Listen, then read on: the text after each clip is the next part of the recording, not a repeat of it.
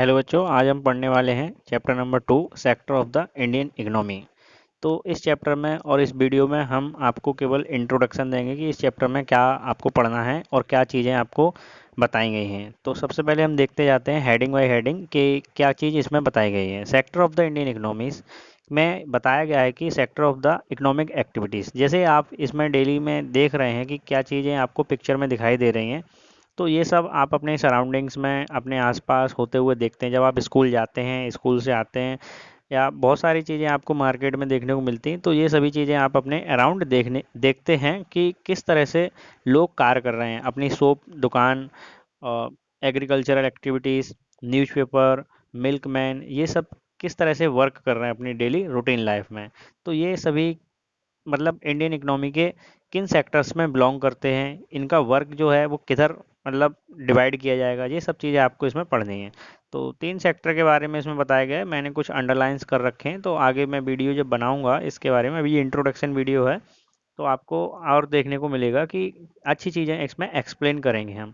तो सबसे पहले इसमें आपको दिखाया जाएगा कि बस इस चैप्टर का ओवरव्यू देना है मुझे कि इस वीडियो में कि इसमें क्या बताया गया है इंडियन इकोनॉमी के बारे में, कंपेयरिंग द टू 3 सेक्टर्स। तो इंडियन इकोनॉमी जो जनरली आप मतलब इंट्रोडक्शन वीडियो में देख सकते हैं कि किस तरह से 3 सेक्टर्स में डिवाइड की गई है। इंडियन इकोनॉमी हो या किसी भी वर्ल्ड की कोई सी भी इकोनॉमी हो, वो हमेशा ऑलवेज 3 सेक्टर्स में डिवाइड की जाती है। फिर उसमें सब सेक्टर्स आते जाते हैं, जिससे चीज़ों के बारे में समझने को मिलता है।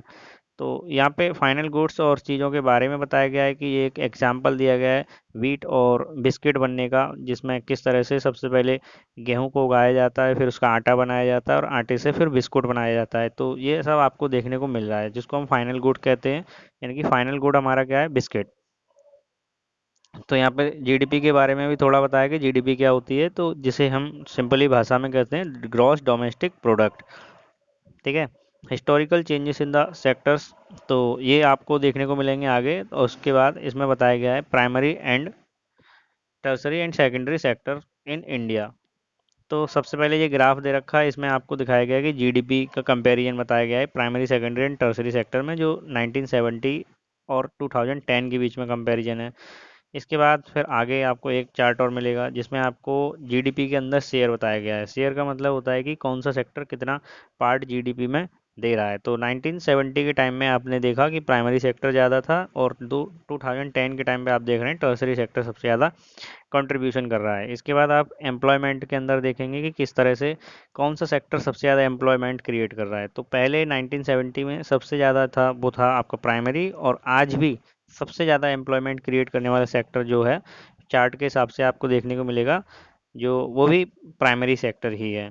तो आपने देखा जीडीपी में सबसे ज़्यादा कंट्रीब्यूशन हुआ है टर्सरी सेक्टर का, पर अभी भी लोग, ज़्यादातर लोग इंडिया के अंदर, वो किससे जुड़े हुए हैं, प्राइमरी सेक्टर से जुड़े हुए हैं। तो प्राइमरी सेक्टर क्या है, इसके बारे में हम पढ़ेंगे। तो इधर अनएम्प्लॉयमेंट के बारे में कुछ बताया गया कि अनएम्प्लॉयमेंट क्या होता है। तो अनएम्प्लॉयमेंट के कुछ टाइप्स आपने क्लास नाइन्थ की चैप्टर नंबर 2 में पढ़ रखा था, पीपल्स एज ए रिसोर्स में। इसमें अनएम्प्लॉयमेंट के बारे में बताया गया है। तो मेनली 2 टाइप्स ऑफ अनएम्प्लॉयमेंट आपने क्लास नाइन्थ में देखे हैं, सीजनल एंड डिस्कस्ड। तो आपको ये वीडियो अच्छा लग रहा होगा, मैं जानता हूँ कि जिसमें काफ़ी नॉलेजेबल वीडियो है, जो आपको मतलब चैप्टर के बेसिक समझने में हेल्प करेगी। तो जो भी स्टूडेंट इस वीडियो को देख रहे हैं, कृपया एक बार शेयर ज़रूर कर दें, और चैनल को मतलब सब्सक्राइब करें, और वीडियो को लाइक ज़रूर करें। ये अगर आप ऐसा करते रहेंगे तो हम आपके लिए और अच्छी अच्छी वीडियो जो डिटेल नॉलेज के साथ चीज़ों को लेके आएंगे, जिससे मतलब आगे हम ऐसा करने वाले हैं कि जिससे आपको पता चलेगा कि एग्ज़ाम में किस तरह से क्वेश्चन आएंगे इस बार। ठीक है। और मतलब पैराग्राफ कैसे होते हैं, ये सब चीज़ें हम आपको इसी चैनल पे आपको लेके आएंगे। तो आई होप कि आप ज़्यादा से ज़्यादा चैनल को सब्सक्राइब करेंगे, तो आपका फ़ायदा होगा, आपको एग्ज़ाम में अच्छा मार्क्स मिलेगा, जिससे आपके मतलब आगे बहुत काम आ सकते हैं। ठीक है। तो लेबर इफेक्ट के बारे में, एफर्ट्स के बारे में इसमें बताया गया है कि एक एग्जाम्पल है लक्ष्मी नाम की इसकी स्मॉल फार्मर का, जिसको हम चैप्टर पढ़ेंगे तब आपको समझाएंगे कि किस तरह से इसमें उनको एक मतलब किस तरह से काम कराया गया था, और एक हनी ट्रैप में उनको किया गया था। How to create more employment, तो ये सबसे बड़ा क्वेश्चन है आज के टाइम में भी सबके सामने, सबसे बड़ा मतलब क्वेश्चन है कि हम ज़्यादा से ज़्यादा लोगों को कैसे एम्प्लॉयड कर सकें, यानी कि उनको कैसे रोजगार दे सकें। तो ये भी एक इम्पॉर्टेंट क्वेश्चन है हमारे लिए, और ये चैप्टर में हम डिस्कस करेंगे आगे।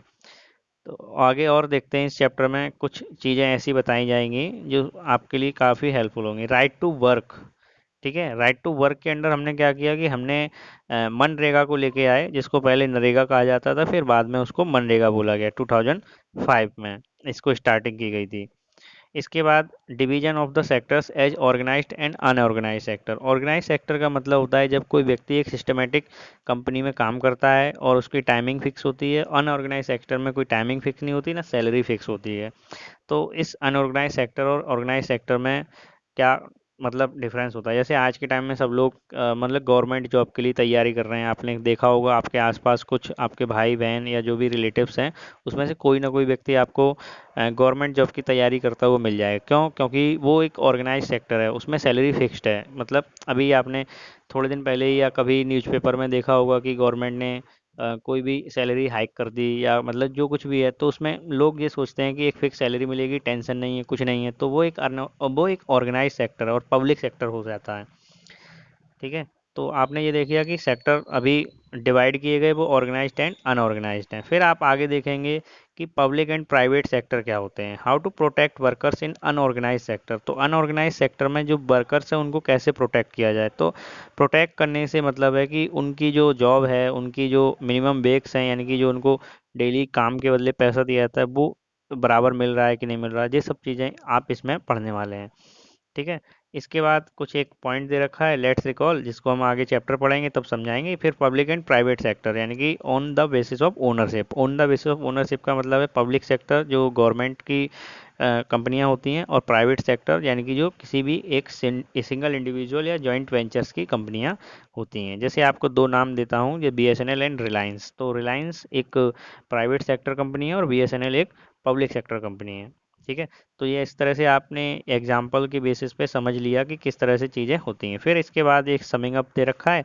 समिंग अप काफ़ी इंपॉर्टेंट है, इसके लिए मैंने कुछ पॉइंट्स इसमें कर रखे हैं, जिसको आप देखेंगे आप समझ जाएंगे कि किस तरह से चीज़ें इस चैप्टर में हमें समझाई जा रही हैं। तो एक्टिविटी रिलीज टू, यानी कि इस चैप्टर में जो एक्टिविटी है वो किससे रिलेटेड है, primary secondary and tertiary sector से, जिसमें आपको गुड्स एंड सर्विसेज के बारे में बताया गया है। तो इसमें जो प्रोड्यूस ये जो गुड्स थे सबसे ज़्यादा किसमें प्रोड्यूस हुए, टर्सरी सेक्टर में, जिसका सबसे ज़्यादा कंट्रीब्यूशन किसमें, जीडीपी में। और इसके बाद लिखा है कि employment remains in the primary sector, और जो ज़्यादातर एम्प्लॉयमेंट है वो किसमें, प्राइमरी सेक्टर में है। तो सबसे पहले इस समिंग अप में आपको ये देखना है कि इस चैप्टर में आपको क्या पढ़ना है। तो तीनों सेक्टर के बारे में पढ़ने, जो इंडियन इकोनॉमी को डिवाइड करते हैं, यानी कि डेली रूटीन वर्क जो हमारा है, आपके मदर फादर या जो भी रिलेटिव्स हैं, सुबह जो भी आपके यहाँ दुकान है, ऑफिसेज हैं, या जो कुछ भी यहाँ पे काम करने लोग जाते हैं, तो वो किस सेक्टर में काम कर रहे हैं। तो वो सेक्टर से मतलब है कि जो वो काम कर रहे हैं उसका डिवीजन कैसे किया गया है। तो तीन डिवीजन किए गए हैं, primary secondary and tertiary sector,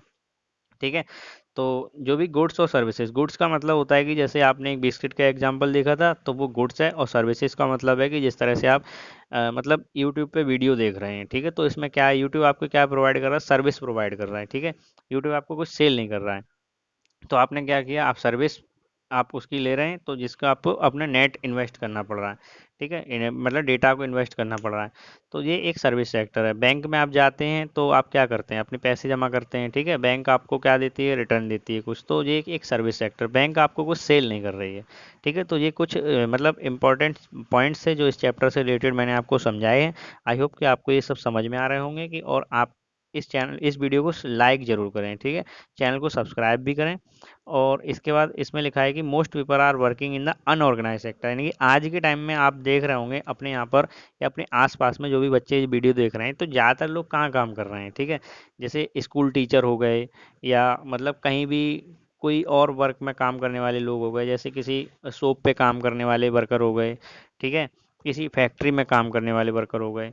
तो ये सब क्या है, अनऑर्गेनाइज्ड हैं। इन अनऑर्गेनाइज्ड का मतलब होता है कि आप जैसे मान लीजिए सपोज आप कोई भी व्हीकल से कहीं भी जाते हैं, आपने रेंट का यानी कि कैब बुक कर रखी है। तो कैब ने क्या किया, आपसे कोई ज़्यादा कुछ काम कराया क्या, नहीं। आपने मतलब कैब वाला आपको जहाँ भी जाना है वहाँ पे छोड़ दिया, और आपने उसके पैसे दे दिए, ठीक है।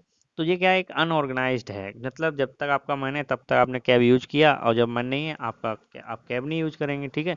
तो एक अनऑर्गेनाइज सेक्टर है, ये चीज़ है अनऑर्गेनाइज, यानी कि यहाँ में कोई कोई फिक्स नहीं है। तो फिर पब्लिक और प्राइवेट सेक्टर में डिवीजन हो जाता है। तो चैप्टर का बेसिक है तीन सेक्टर, उसमें काम करने वाले लोग, ठीक है। पहले ये ऑर्गेनाइज्ड अनऑर्गेनाइज्ड में डिवाइड हुआ, फिर पब्लिक प्राइवेट में डिवाइड हुआ, जीडीपी का कंट्रीब्यूशन क्या है, ये सब चैप्टर में आपको पढ़ना है।